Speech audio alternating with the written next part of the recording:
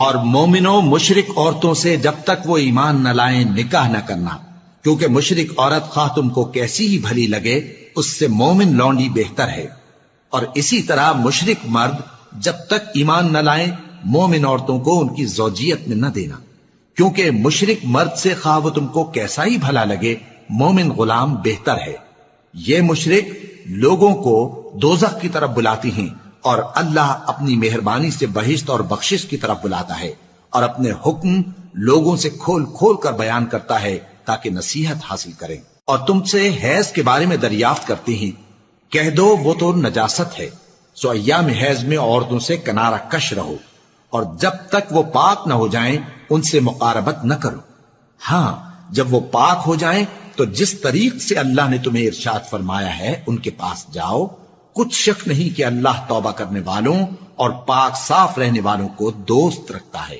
تمہاری عورتیں تمہاری کھیتی ہیں، تو اپنی کھیتی میں جس طرح چاہو جاؤ، اور اپنے لیے نیک عمل آگے بھیجو، اور اللہ سے ڈرتے رہو، اور جان رکھو کہ ایک دن تمہیں اس کے روبرو حاضر ہونا ہے۔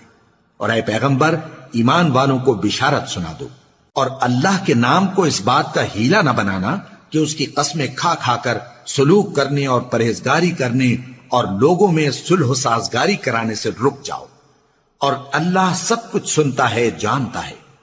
اللہ تمہاری لغو قسموں پر تم سے مواخذہ نہیں کرے گا، لیکن جو قسمیں تم قصد دلی سے کھاؤ گے ان پر مواخذہ کرے گا، اور اللہ بخشنے والا ہے بردبار ہے۔ جو لوگ اپنی عورتوں کے پاس جانے کی قسم کھا لیں ان کو 4 مہینے تک انتظار کرنا چاہیے۔ اگر اس عرصے میں قسم سے رجوع کر لیں تو اللہ بخشنے والا ہے، مہربان ہے۔ اور اگر طلاق کا ارادہ کر لیں تو بھی اللہ سنتا ہے جانتا ہے۔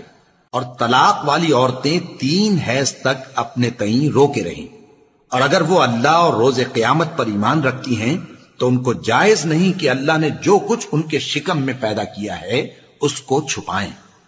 اور ان کے خاوند اگر پھر موافقت چاہیں تو اس مدت میں وہ ان کو اپنی زوجیت میں لے لینے کے زیادہ حقدار ہیں۔